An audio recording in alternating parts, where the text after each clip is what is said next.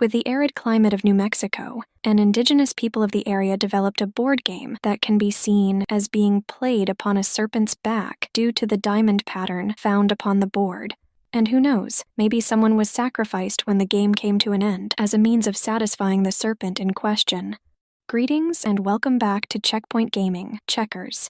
With this episode, we will be going over Kolowis Awithlaknannai. With Kolowis Awithlaknannai, it is a two-player strategy board game that can be seen as being related to that of checkers and alquerque, and it is played by and accredited to the Zuni people of New Mexico, with a possible connection to that of the Spanish conquistadors. With the Spaniards, it is possible that they introduced alquerque to the peoples of what is now Mexico, along with the surrounding regions where the locals adapted it to their own specifications. But at the moment, from what we can tell, it seems like further research needs to be done regarding this matter because there isn't enough evidence for there to be a definite conclusion. So with that said, we would like to know more about this, especially from anthropologists and historians who are or have studied the game itself and or the Zuni people, since we at Checkpoint Gaming give those specializing in a given field greater importance than those who haven't directly studied a given matter.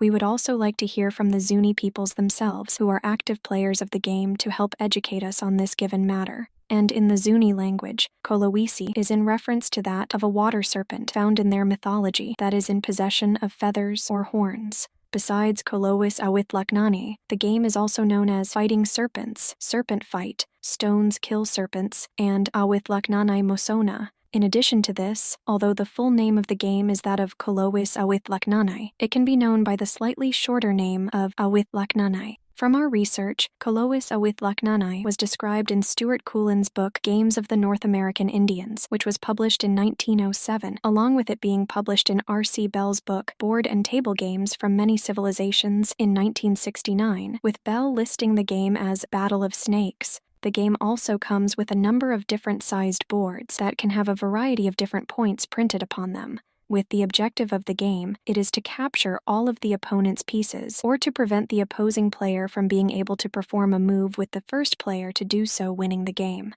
But if neither of these are possible, then the player possessing the most number of pieces upon the board is declared the winner. In addition to this, neither player is able to pass on their turn. When it comes to that of a draw, it occurs by agreement between the players at any point during play. If it becomes apparent that no more pieces are able to be captured, and both players are in possession of the same number of pieces upon the board, then a draw is to occur.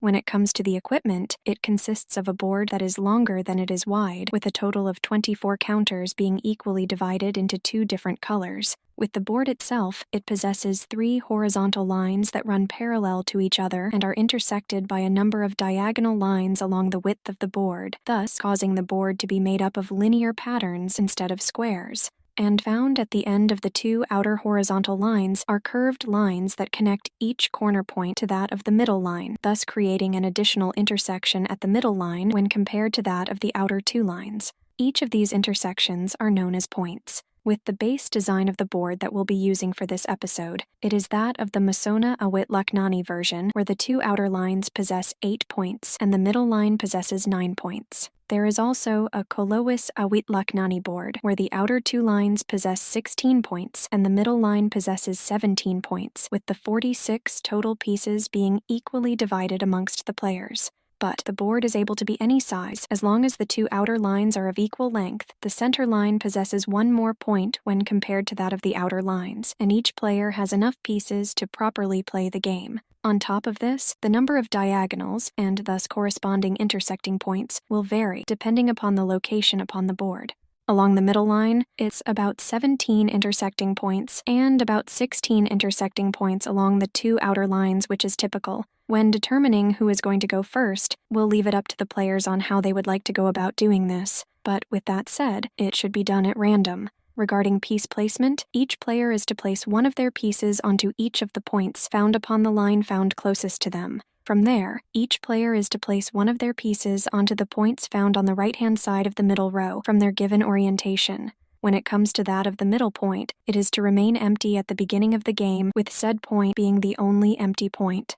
So piece placement is set up in a symmetrical pattern. In our research, a variant to this is that with the middle row, it has the middle point along with each end point being empty. but for this episode, we'll be going with the center point being the only empty point. With the moving of a piece, it follows the pattern found upon the board, with said movement being able to be done in any direction. With the moving of pieces, like that of checkers, they come in two types, an ordinary, non-capturing move and a capturing move. When it comes to that of an ordinary move, it sees the piece only move a single point, which is done by moving said piece a single step from its original point to an adjacent empty point found along one of the marked lines upon the board, which can be done linearly or diagonally. When it comes to that of a capturing move, it sees a player's piece jumping over an opponent's piece. With the performing a jump, the player's piece will have to be adjacent to an opponent's piece, along with a vacant point found upon the opposite side of the opponent's piece, with the jump itself being done along a straight line into said vacant point.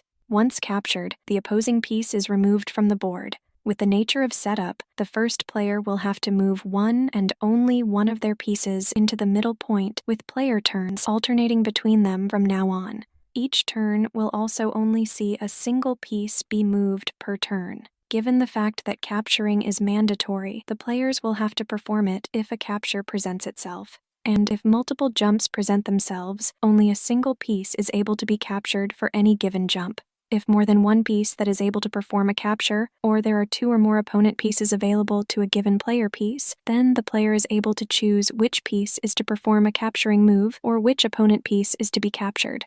And when a jump is performed over just a single piece, then it is known as a short jump. When it comes to that of multiple jumps, they're allowed to be done in a single turn, with each jump having the option to change directions, if possible, an action that the player can do right away. So if a new jump position presents itself, it allows for the active player to continue capturing pieces. Capturing ends when there are no more pieces to capture, or if the player decides to no longer engage in capturing. The player has that option. In our research, an alternate rule sees that when multiple jumps are available to a player, said player will have to perform them. But if a player fails to perform a capture when one has been presented to them, and they perform a non-capturing move, then the opponent will be able to perform a huff by removing the offending counter as a bonus move before they perform their own move. With that said, if a situation arises where an opponent was presented with multiple possible captures and said player chose the path that is most advantageous for them, then this huff rule is to be ignored, since the capturing player didn't forget or otherwise overlook capturing.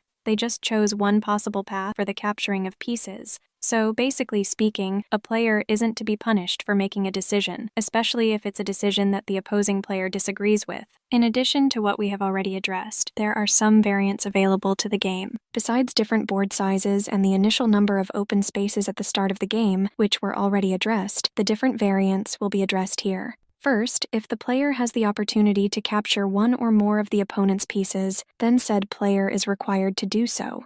And if after taking one of the opponent's pieces, another capture opportunity presents itself, then the player will have to take it immediately. This is to continue until all of the capturing possibilities have been exhausted. Second, a player's piece is unable to move backwards. It can only move sideways, forward, or diagonally forward. And if a piece reaches the final row, it is only allowed to move sideways. A variant to this, so a variant to a variant, and can be seen as variant 2.5, is when a piece reaches the end of a row, it is to be moved to the middle or opposite row, where it can start moving normally once again. And with that said, this will bookend the main series pertaining to how to go about playing the game, checkers. We hope that you found this to be helpful and allowed you to better understand how to go about playing the game. As time progresses and any updates get put out for the community, we will return to these episodes and update them accordingly to better reflect the changes that have been made to the game. With the nature of checkpoint gaming, we want to present the most up-to-date version of the game as possible to those who wish to play. So with that said, we hope you enjoyed our series pertaining to how to go about playing checkers.